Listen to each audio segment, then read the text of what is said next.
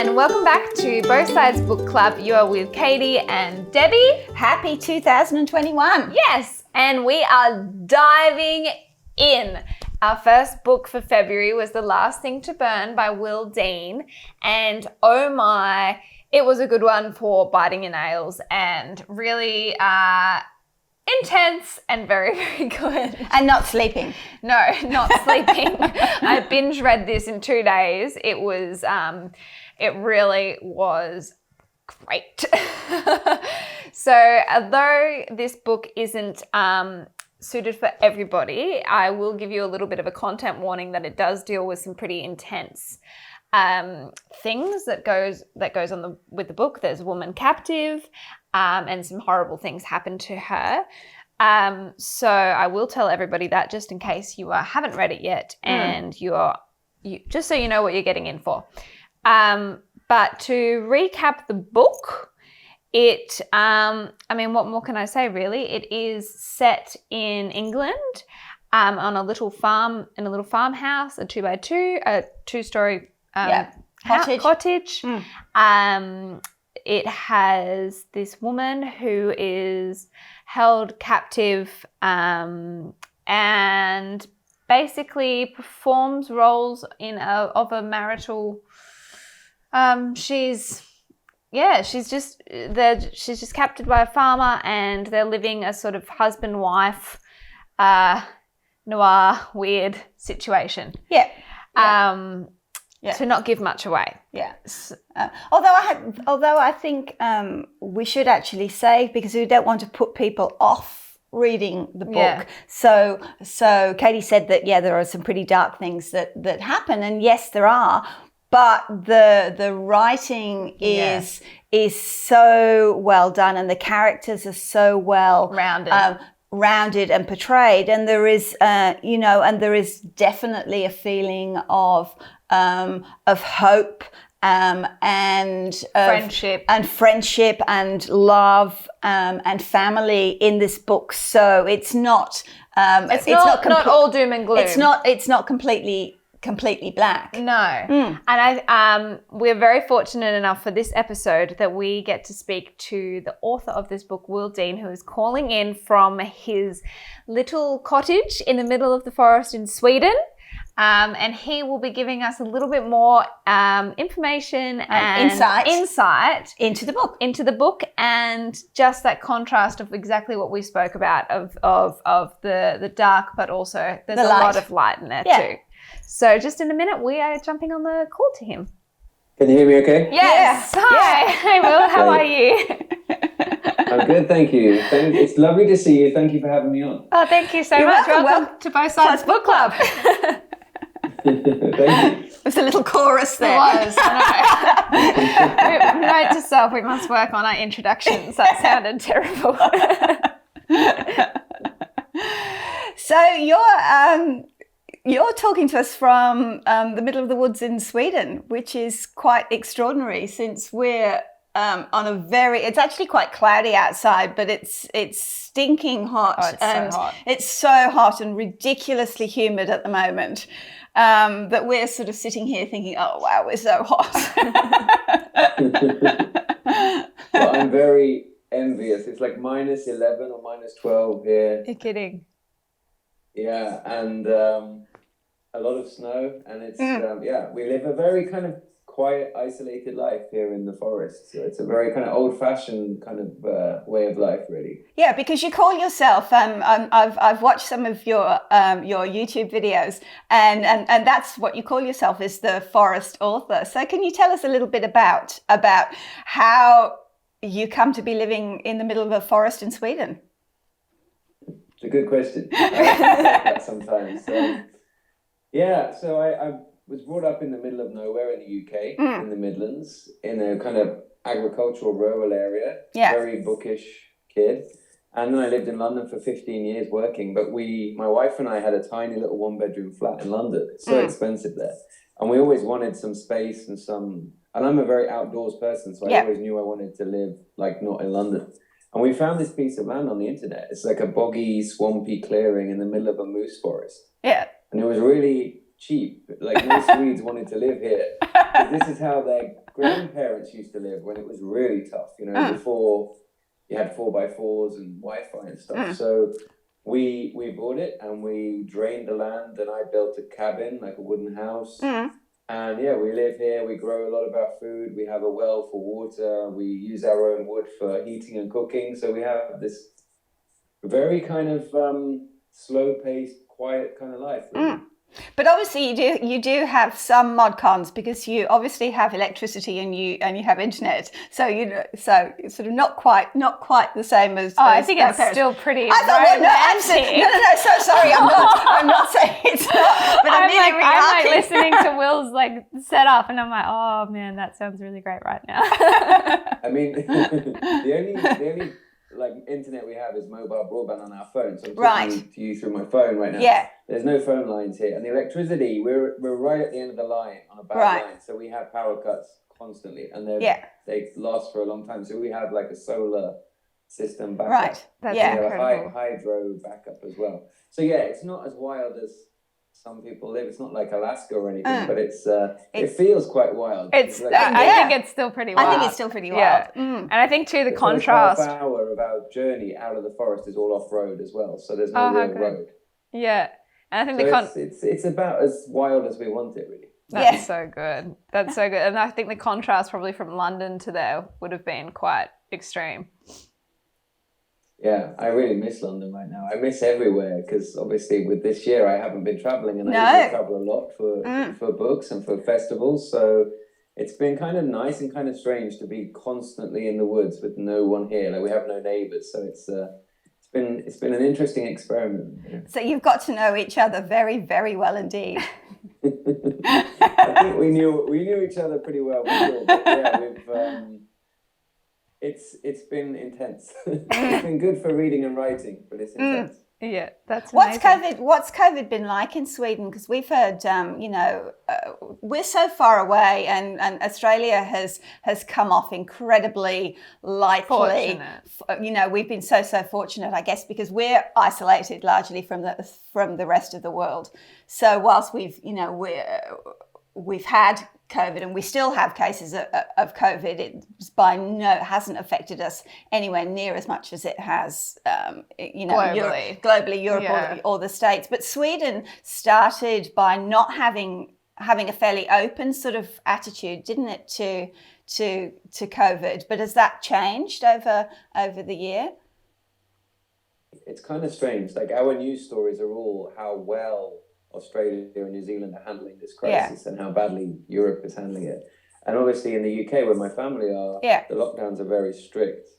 But in Sweden, there's not really any lockdowns. It's kind of weird.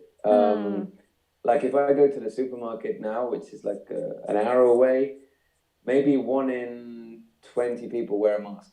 That's the same as here. Yeah. That's the same as here. Like even during, not all of Australia, but we live... it's kind of classified rural, but it's definitely not cabin in the woods rural. Yeah, it's coastal. It's coastal, like small little sleepy surfy towns. And like even during like the peak of lockdown, we were still able to go fishing and surfing and like go do a bunch of stuff. So that was pretty good. So it's kind of similar, but obviously not Sydney or Melbourne, or they had a pretty rough time doing stuff, but But anyway, onwards and upwards, enough of COVID. Congratulations on your book. It was such a great book to start the book club year with. We've had so many, at the end of last year, we kind of were doing, we like to like mix our genres up all the time, but we were, looking at lots of like 2020 themes, I guess. There were quite a few of them. And then everybody was like, oh, I'm just craving something that I can like sink my teeth in and bite my nails, and like all the little dark thoughts that we all have in our brains. And so speak for yourself. No, I think everybody has a little like, ooh, like a little, it's like popping a pimple, like, ooh. And not that I'm comparing your book to popping a pimple, I should say. But brilliant book to start the year off. So thank you so much for writing it and joining us today so we can talk about it with everybody that's read. We've had so many people that have written in and gone, oh my gosh, I read it in 2 days and like I haven't been able to put it down and da da da da da. So I thought maybe we Thank could. you. Oh, sorry, go. You go. You talk. No, I just wanted to thank you for saying that and for selecting the book, and I'm very grateful.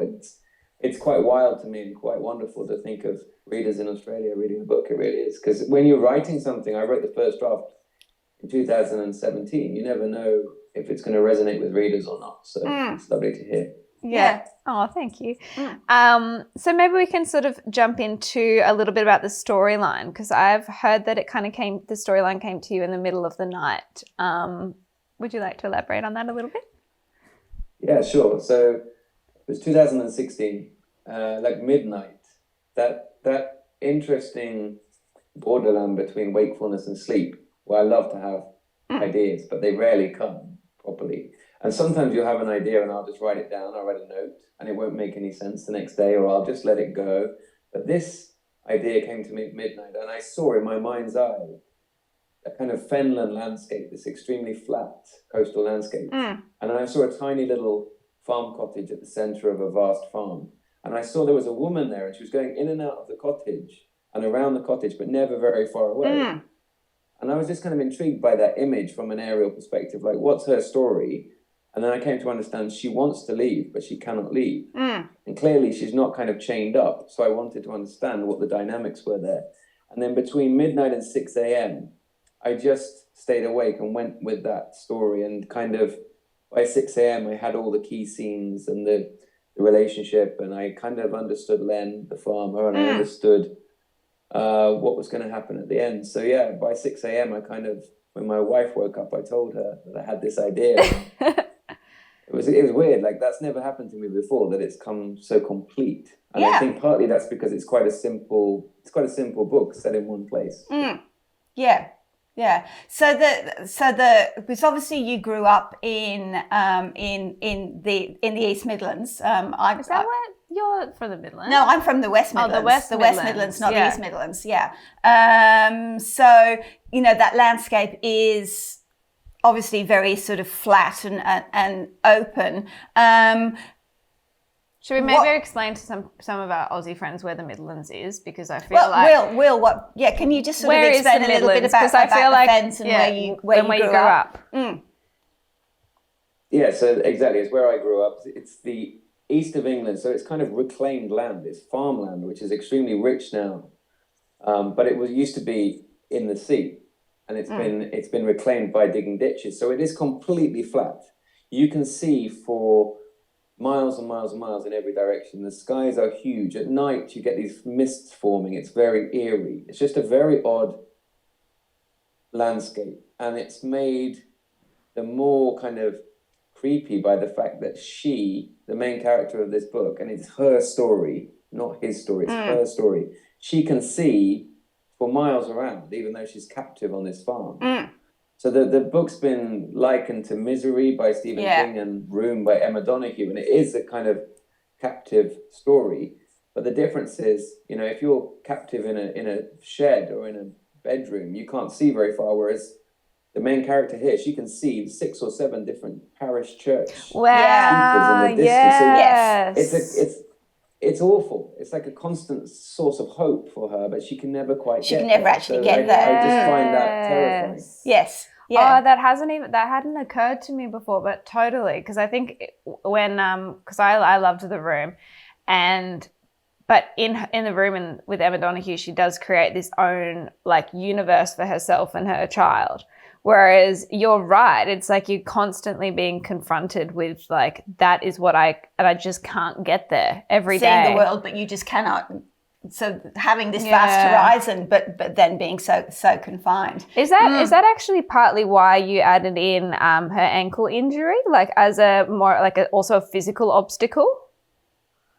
Yeah, because I wanted it to seem to Lenn like it's a normal marriage. Like, it's almost a charade that he believes in. So, I didn't want her chained up or anything like that. I just wanted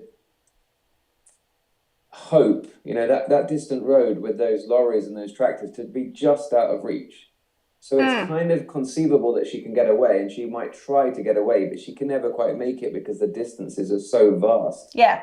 And his level of control is so complete. She can never quite make it. It's quite funny. I read Last Thing to Burn before Christmas. I had we had a copy from the publisher, which was fantastic, and I had hurt my foot, so I had this thing happening with my ankle and my heel. So walking has been really painful for the last 3 months. It's pretty much better now, but before Christmas, like every time I put my foot down, I just had this sharp stabbing pain, and I so empathized with her. I mean, nobody had taken a rifle or an axe and smashed my ankle. It was, but it was, just that kind of that when every single time you try and stand or walk, you have this pain. So it really sort of resonated with me in that way. Not bad for putting you through that, reading that if you go. No, it's good for her. It makes me empathise with the character more.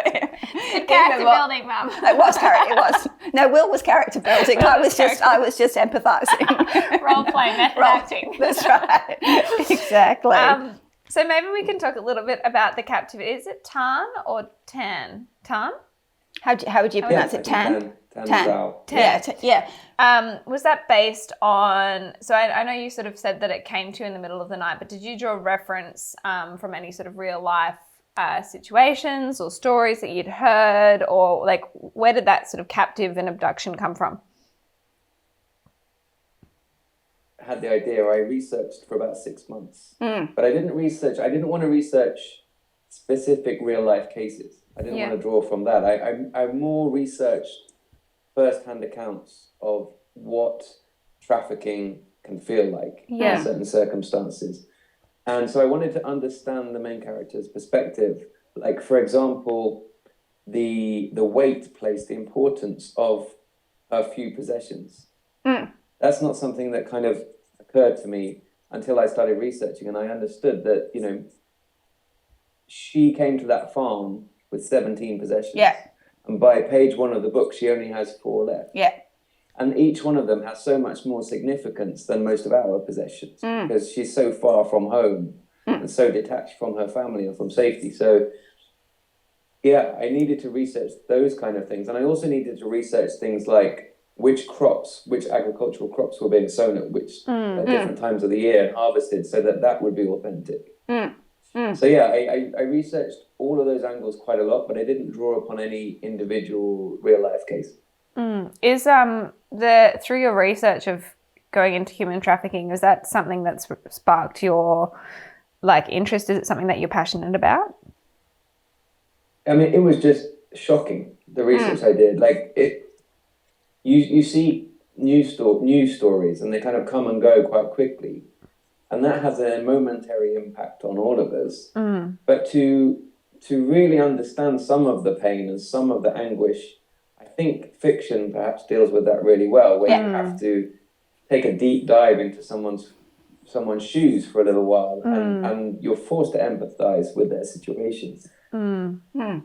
So I don't know. It's one of those things where a writer just kind of has to do their best. And put you as a reader in that situation for a little while. And I think the horrors of human trafficking are so epic. It's on such a vast scale, kind of 40 million people globally that is estimated to be going through something like this. Yeah. And it's a crime that we often, we glimpse it, or we see a headline, but we don't go deep into it. So I guess subconsciously, I wanted to take a deep dive into that. But on a conscious level, I just wanted to tell one woman's story, really. Totally. Yeah, we did a book last year, and we actually interviewed a young woman that worked for A21. And it was by Abby Dare. Yeah, have you read Abby Dare's The Girl with the Louding Voice? No, but I have it on my bookshelf. Read it. Oh, read it. It's You'll love it. fantastic. It's really, really good. You'll love it. Which is obviously about trafficking domestic trafficking in Nigeria, which is an enormous problem, and the education of girls in Nigeria, which is where Abby comes from originally, although she now lives in England. So again, I mean, it was, as you're saying, it was something that really, I think it's such a big, like, as you just said, it's such a big scale of different varying degrees of trafficking. And I think, like, sometimes the more intense stories, we're able to understand a little bit more, but you're right in that stripping back of just the one person or the one story. I think like fiction and authors are able to give a space where you can kind of understand that the impact on a personal level rather than a statistical level. Or on a family level. I mean, totally. because it's not only Tan, it's also her sister. Totally. That you tell the story of, and and that their separation from their parents, that their parents thought that they were supportive of them going because they thought that they were going to a better life. And so congratulations in that, because it really does personalize the whole sort of concept. I mean, I guess we hear about when trafficking has gone wrong. The awful story about the container at Dover with I think they were all of those Vietnamese people that had died. So we kind of hear those big ticket news items, but we don't really hear a lot about the fact that it goes on all the time. I wanted to make it kind of, in some ways, relatable, like on a domestic setting, just in a house, a little 2 up, 2 down cottage, where you do live with the main character through her daily routines of kind of cooking the food that he wants her to cook and cleaning, and it's a very small scale story in that way. We're not talking about millions of people, what's affecting millions of people. We're talking about one person, and like you say, it's a story of family. And resilience, as much as it is a thriller, and I hope it's a story of love as well. The love that the main character has for her sister and for her memories of her family back home and her hope for the future. So yeah, I like to zoom in very, very close up on the story. That's amazing. Maybe we can talk a little bit more about the possessions throughout. I know you kind of spoke about that, she starts with 17 and within the first chapter she's down to 4. But did you try and use, I felt like each of the possessions were kind of like symbolism in how things were starting to escalate, and it kind of was like a good sinking point throughout each sort of part in the book. Was that what am I trying to say? Not sinking point, but it was a...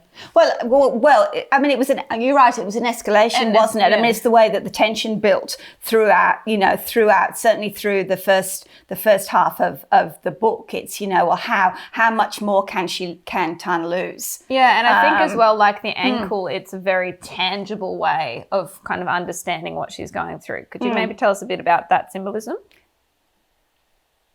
It's exactly like you say, like, with every possession that he burns, it's an extra level of erosion of her identity and her character, and it's how much can she take, and what happens when he burns the final possession? What is that leading to? And they are all symbolic. So one is a photo of her parents, which is just and the way he burns things is quietly menacing. It's horrific. Yes. So he will ask her to choose. If she does something that displeases him, he will say, which one of your possessions are we going to burn tonight? Which I hate that.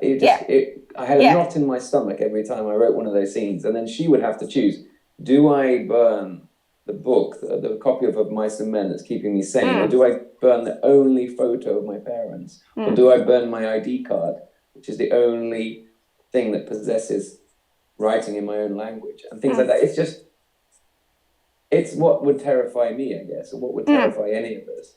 And yeah, it does get worse. The fewer possessions she has, like, what is she hanging on to? And at the same time, he is giving her pain medication, which is not human the pain horse medication, pills. it's kind of agricultural pain medication. So her grasp of herself is kind of falling apart as we go through that first half of the novel. And then something happens halfway through the novel where the whole thing kind of changes and she does have hope again. But yeah, the possessions and the burning of the possessions is just something that kind of freaked me out. The idea of it was just horrific. So I did see it as a symbolic thing, and I did see it as a way to escalate the tension. Yeah. So I'm going to just do a spoiler alert for everybody that's listening to this. If you haven't read this book, well, tough luck, because you guys will read it very quickly. So sucked in, you need to go and read it. I'm going to ask Will a question that does give away a little bit. So if you don't want to listen, please turn the volume down for a second. So when you sort of said that something does happen and she does get hope again, I'm assuming you're talking about the birth of her child? Yeah. So would you say that was an important thing for her to be able to get a sense of identity again in herself rather than sort of objects? She's able to give herself a sense of purpose and identity? I wanted that whole experience to be where she has something to live for and something to fight for. Yeah. Before that, she was kind of fighting to keep her sister safe in Manchester. But now she has something concrete and alive that she needs to care for, she's responsible for. And she kind of excludes Lenn mentally from that family dynamic. Yeah. For her, the family is the baby and her. That is the family. And she will do anything for that child. And at the beginning, she goes through a process as well when she's pregnant of kind of hating the baby at the beginning, hating the idea of it. Quite understandably. Completely understandably. Like, completely understandably. And then through the pregnancy, that mind shift gradually happens where she falls in love with this baby. She loves this baby. She will do anything for this child. And then she kind of, there's a team then against Lenn. It's her and another. And they both give comfort to each other in different ways. So the baby has a tough time, but she is giving comfort to her mother, and those two are quite a formidable team. And it gives the main character something to think about beyond the next week or the next month. Yeah. She dreams very early on when the baby is very small that she kind of dreams of the baby growing up and leaving that place, running away and having a life for herself. And she often talks in a way that's kind of parallel to Of Mice and Men, of the hopes and dreams and ambitions and careers and relationships for her daughter, the things that she can no longer have. Yeah. And it also, I really liked the way that the relationship between Lenn and Tan begins to shift, in that because she has the baby to look after, then she becomes more assertive. So whilst she's obviously still a captive and very, very much confined, she does actually begin to alter his behavior, and then, that she demands that he goes and finds formula. And, so there is and I think that it then shows gives so much complexity, didn't it? That then begins to give her the confidence that she needs in order then to make the final step. Yeah. The fact that she can be a little bit proactive in the relationship. And I think that dynamic kind of started shifting the day that she gave birth. Yeah. I think Lenn kind of recognized, wow, this person is powerful. This person managed to do this. Yeah. And also, and she kind of made a call to reduce her medication so she was more present. Yeah. And that she would do anything for her child. So yeah, and I don't know if that. Maybe I couldn't have written those scenes if I hadn't have seen my wife with my son. I don't know. Just seeing that bond, the power of that bond, and seeing that relationship move on, maybe informed how I wrote that. I don't know. Oh, that's incredible. That's beautiful. You've got all this to come. I know. I'm actually pregnant at the moment. So. Okay. Congratulations. Thank you very much. Yeah, which is exciting. And don't worry, your book didn't terrify me. Just so you know. I feel like people tell you enough stories when you're pregnant anyway. So at least I was reading the book at my own will rather than having everybody project on me all the time, as I'm sure you probably experienced when you were pregnant, when your family were pregnant. Can we talk about Lenn? Because he is such a marvelous, monstrous, so weird character. He's so weird. He really, I was fascinated by him in a really ghoulish kind of way. From what depths of your imagination did Lenn? I feel Lenn bad come when you're from? talking about books that have like creepy characters. I hate asking the author where does this come in your psyche? Because it's not at all a question on. Do you know what I mean? I feel like it's like a backwards insult, but it's not. It's not meant to be. No, it's not meant to be because he's not. I mean that I think is what I love is that he is so multidimensional. So multidimensional. There are so many different layers to his character. Yeah. So can you talk to us a little bit about Lenn, please? I think Lenn came, first of all, his voice came to me first of all, his dialect, the way he speaks, and that very particular kind of cadence, the way he speaks. And that is the way that my granddad spoke and my family spoke, kind of the way I used to speak, but especially the way a lot of the older guys that I used to work with when I was 18, 20 years old, when I was working through the summers on construction sites, for example, in the East Midlands. And that's how these guys would speak. And I'm sure they were all good people. I'm sure they were all kind-hearted people. But some of them, the way they spoke, it was kind of devoid of any emotion, any sensitivity. It was very flat and clipped.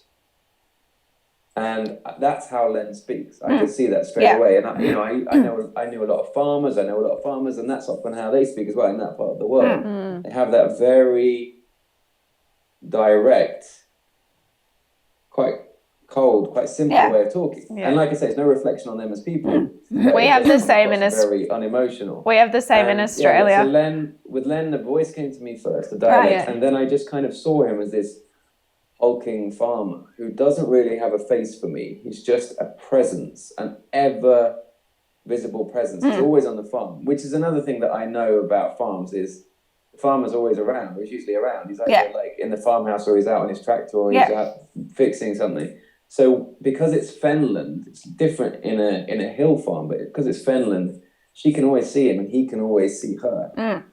Can always monitor her wherever he is. If he's miles away in a different field, he can look back and see his cottage. Yeah. And she says a few times in the book that the thing with a farmer is they're always dropping in for a hat, for a pair of keys, for a sandwich, for a coffee. So he was just this quietly menacing presence who doesn't really get angry, doesn't shout, doesn't raise his voice. He's just violent in a very specific, calm way, which I think is probably the most terrifying form of violence in some ways. And the other thing that scared me about him, writing him, was that he kind of justifies everything. It all seems normal to him. Yeah. So and maybe some of that, or a lot of that, is from his upbringing and his relationship with his mother, he also called Jane. So his mother was called Jane. His first wife was called Jane, we think. And he calls the main character Jane, even though that's I found that the most scary. And then once they call the baby Janie, I was like, call the baby Janie too. I found that absolutely horrifying. And also the way he makes Jane wear his mother's clothes and his mother's pinny apron to cook in. And his mother's like menstrual stuff. Oh, gross. Yes, which I found terrifying. Really a monster of a man, and it's almost like he wants to simplify everything, so he calls everybody the same name, and he demands that the food is cooked the way his late mother cooked it, and like he has a different meal on each day of the week.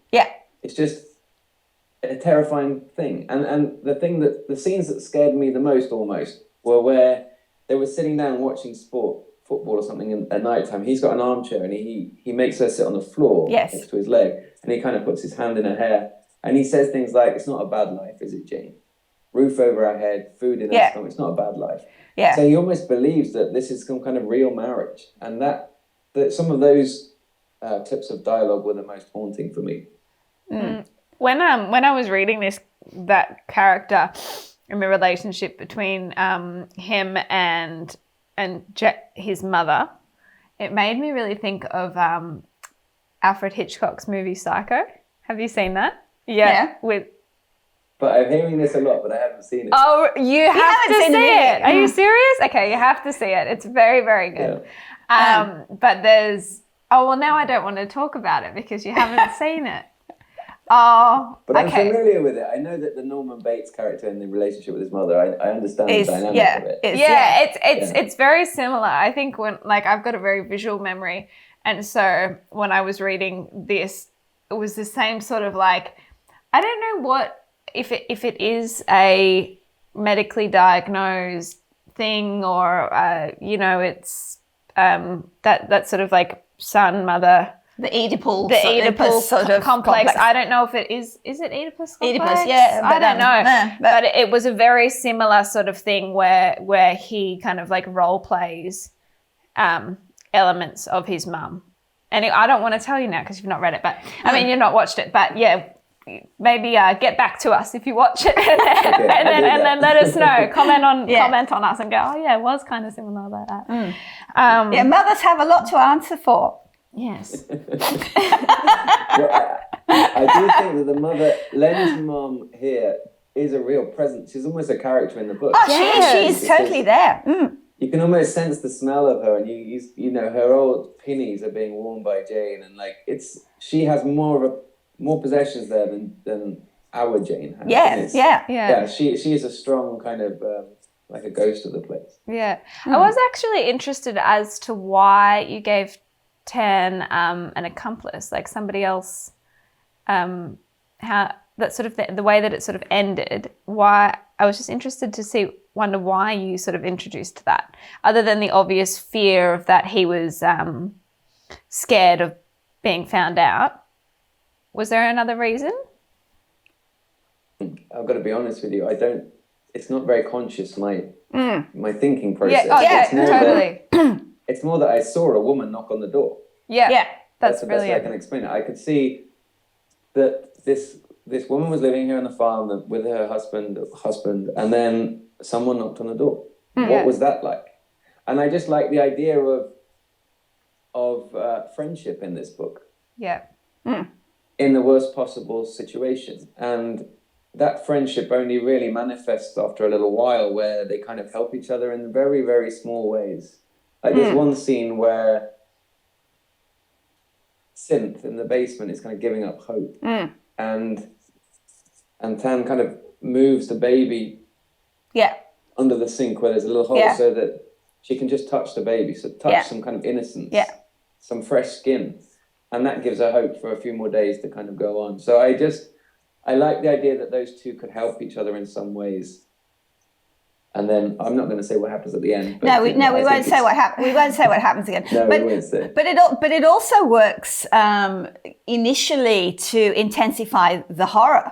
That it's that it's not just Tan that Lenn has taken Synth as well, and then obviously we find out other things later, which I don't think we will give away. That she's not the only one. So you're adding a whole other layer of, oh my goodness, he's even worse than we thought. And then you're right. I think it then does shift so that you begin to have that relationship between Tan and Cynthia. In a way, it actually made me feel like sorry for him. Like when I realized there was more than just her, I think it kind of made me think, oh God.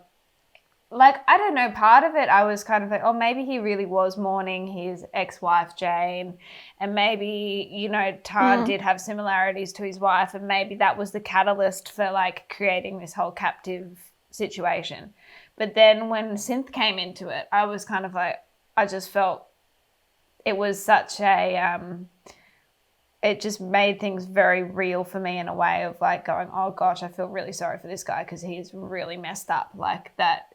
I didn't feel sorry for him No, at all. I did. I felt sorry for him because I was like, oh my gosh, he's really like, we already knew he was messed up, but I think you can like sometimes, because his mum was a real character and his ex-wife was a real character in the book, I think you can kind of like, well, I was rationalizing it that he had like emotional damage and that he, you know, Tan was like, Ten was kind of like providing him with hope or a new start or whatever. But then when Synth kind of comes into it, you just go, oh dear, okay, this guy like needs some serious help.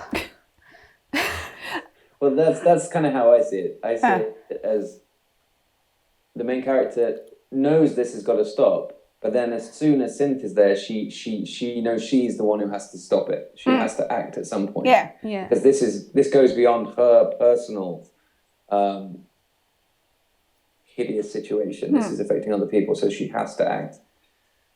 But I can't feel any sympathy for Lenn. No, me either. I know what you mean. And Do you know what I mean? Yeah. That you say that, and I take that as a compliment in a way, because I wanted him to be a rounded character and to have a little bit more complexity as you move through the novel, you know, where there are glimpses of kindness there. I think so. Things that he does for the baby, but overall, I just I know. Well, I mean, obviously, yes, but I think like he is a well-rounded character. Like the way that I think it was also like going back to the baby, it was really clever. Not only did you see Tan's like confidence to be a bit more assertive, but you also saw him softening, and I think in the way that naturally a father does. My partner's not a dad yet, but all of my I've got lots of friends that have kids, and I certainly see those sorts of changes in them, that there is like that sort of shift. And I think I just think there was a roundness to him that made him human, because in a way that he is human. He's just a bit. Yeah, but I would not have liked to have seen the experiment go on for much further to see what kind of father he became. All right, me either. Okay, all right. Now I'm sounding like the Fruit Loop. Maybe I'm just trying to see the best out of everyone. What you were saying about the baby, I kind of wanted to write that so that at the beginning, the main character's kind of pulling her hair out because he's not listening. Yeah. When she's ill, when she has nappy rash, when she's not eating, she's losing weight, he's not paying attention to that. But then you're right, as soon as the baby gets to a certain stage, it clicks, something clicks in him, and there is some humanity there, and he realizes, okay, I'm going to act, I'm going to do something here for them. So yeah, he's a monster with a tiny chink of light, maybe. Yeah. But that's beautifully said. There we go. Thank you. But that's what makes him so well formed. Yes, exactly. Congratulations. So congratulations. I was to say, you know, he if he was purely evil, then he would have been much flatter, and I don't think it would have worked. But he's not. But he's still a monster. Yeah, okay. All right. Okay. All right. So, Will, what The Last Thing to Burn is your fourth novel, I understand. Yeah, and obviously it's a standalone, but the previous three are a series, and with Tuva Moodyson, who's a Swedish detective who's deaf, I believe.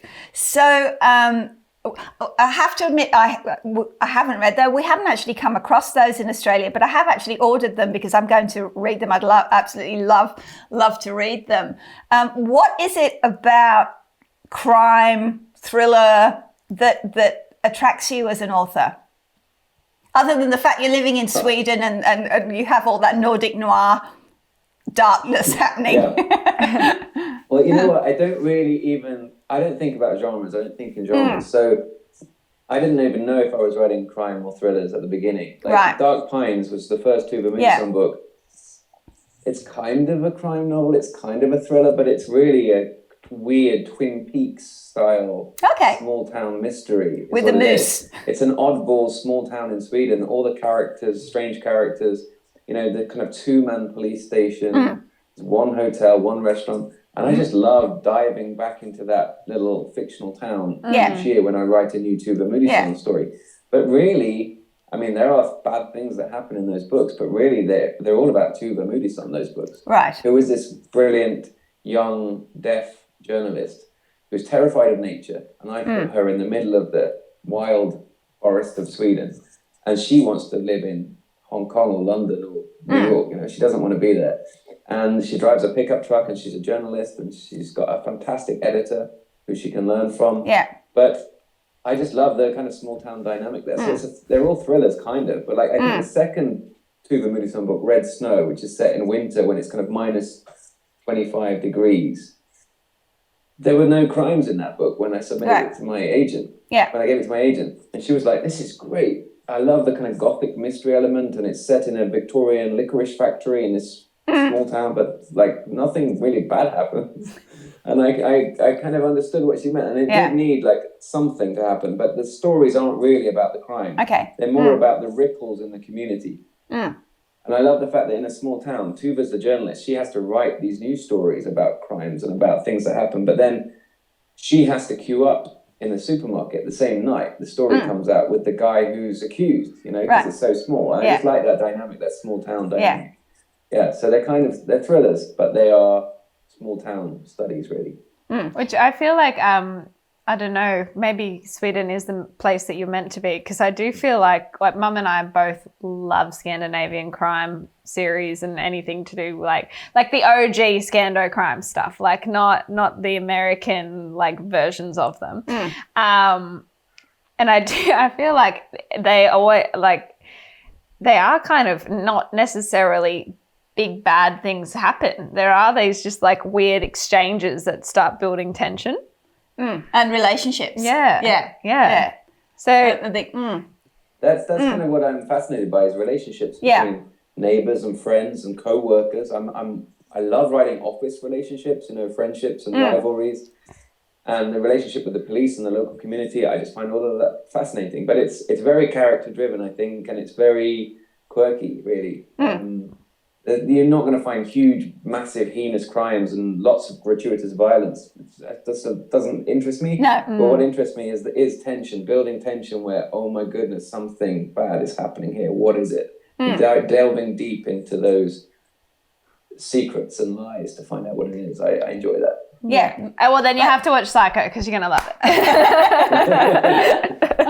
So what are you working on now, Will? So I'm working on, I've just delivered the second standalone book. So terrific. To The Last Thing to Burn, which is set in New York. Kind of the opposite setting to the Fens of England. So I wanted to kind of challenge myself and write something in a metropolitan city. And I can't say too much about it, but it's about sibling relationships. It's about identity, again. And it's about revenge. And it was a wild, wild ride writing it. I loved writing it, and I can't wait for people to read it. Did you go to New York? Yeah, I went 3 times, and also to meet my agent and my editor over there.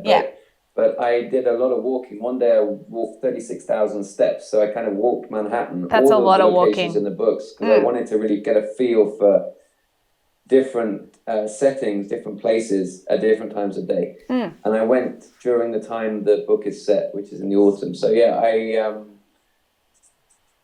it's an exciting thing because nobody's read it yet, really. It's my editor, so it's all still my baby, but it's going to be interesting to see people's reactions to it. When is it due to come out?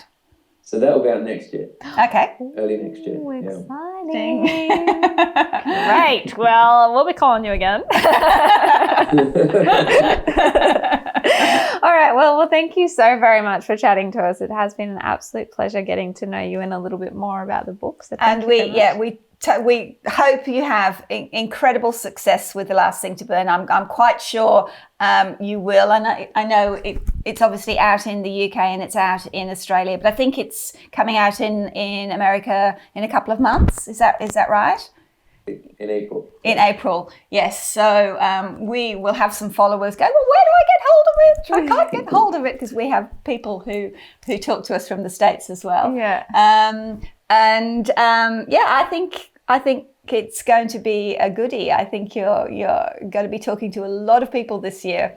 And it's going to be on if you make it into a movie, please get a Swedish director. Get it yes, cool. Well, the two of the books have been bought by Lionsgate. Oh wow! Terrific! Congratulations. Their plan is to film it in Sweden, hopefully. So fingers crossed. Congratulations! Well, fingers crossed. Well, yes. Will you write the screenplay? I don't know. I think it's a kind of separate skill. Okay. I love writing novels, so I'm not sure. Maybe one day, but maybe not quite yet. Yeah. I just love writing novels, so I'll focus on that for now. Okay. All right, brilliant. All right. Well, thanks for talking to us, Will. We'll speak to you soon. Okay. Bye. Thank you. Thank you. Bye. Wow. Oh, I really enjoyed that conversation. Will was awesome. He was so lovely. So thank you again, Will. Yeah. And I just loved the fact that I'm blown away by the fact that Will was there in Sweden. I know, it was surreal, wasn't it? In the middle of his moose-filled in the forest, in the snow, and here we are. So it was absolutely terrific. Yeah, and it really, talking to him really made, I think because I read this book so quickly, because I just wanted to know what was happening to it. Yeah. I didn't spend a lot of time really pondering and thinking about the characters throughout, because I was just I need to find out what's going to happen to Jane. Yeah. Whereas that makes for a great book. Oh, I mean, a really well written book that you can actually do that without stopping. Overthinking. Definitely. But speaking to Will made me really go, okay, yeah. Just talking about the well-roundedness of each of the characters and the complexities within each of them. And I just love that Will brilliantly, he didn't overthink that either. He just saw it, and that's what. And it was quite an organic sort of process. Yeah, which is amazing. Yes. So I hope you all really, really enjoyed The Last Thing to Burn by Will Dean. And if you haven't read it, I really do suggest you read it, because it is great. It's really, really, really good. One for the bookshelf, I think. Definitely. Really good. Definitely. So it's that time of the episode. It is. Where we are discussing our next book for February. I know. And so this is another new release, just come out, and it is called Shiver, which already is making me feel cold. Actually a nice follow-on from where Will is living in the snow. So it's called Shiver by Ali Reynolds.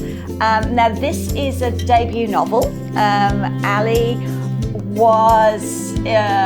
came from the UK but is now living in Australia. And she was a former professional snowboarder. So this is a bit of it's another thriller. It's more I guess, kind of like a murder mystery story, like a locked room story, where it's set in the Swiss Alps in the middle of winter, and 5 friends have a reunion after a number of years. And originally there were 6 of them, but the 6th person was killed all those years ago. And this is the first time they've seen each other again. And it's kind of like they're locked off away from everywhere, and we have to figure out who done it. So it very evocative of the snow and being up in the mountains, and a lot about snowboarding as well, which I found really fascinating because I've skied but I've never snowboarded. So I think you will love it. Awesome. Well, thank you everybody, and we're excited to read Shiver with you all next, and we'll speak to you soon. Happy reading. Goodbye. We hope you enjoyed watching this episode. If you did, please leave us a comment below. We'll see you soon.